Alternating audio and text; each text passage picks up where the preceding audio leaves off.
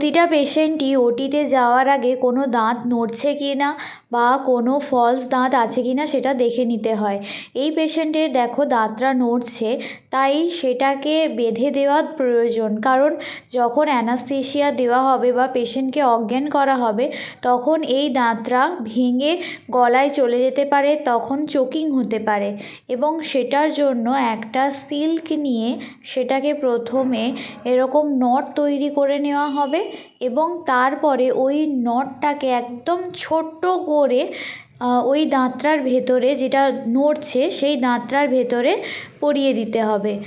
প্রতিটা পেশেন্ট ওটি যাওয়ার আগে অবশ্যই জিজ্ঞাসা করে নিতে হবে যে পেশেন্টের এরকম কোনো ফলস দাঁত বা আছে কি না বা কোনো দাঁত নড়ছে কি না। এবার এই যে গিঁটটা পরিয়ে দেওয়ার পরে প্রথম গিঁটের সাথে আবার একটা ডাবল বা রিপিট একটা গিঁট দিতে হবে, যাতে ওই আগের যে গিঁটটা দেওয়া হয়েছে সেটা না খুলে যায়। এবার তোমরা দুটোর জায়গায় 3টে 4টে গিঁটেও দিতে পারো, সেটাকে বেশি সিকিওর করার জন্য।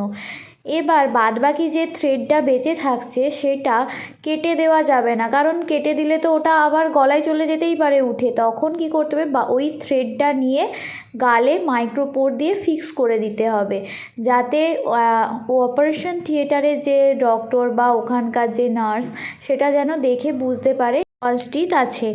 দেখো ফিক্স করা হয়ে গেল। এরপরে এই দাঁতটা আর ভেঙে হারিয়ে যাওয়ার চান্স থাকবে না।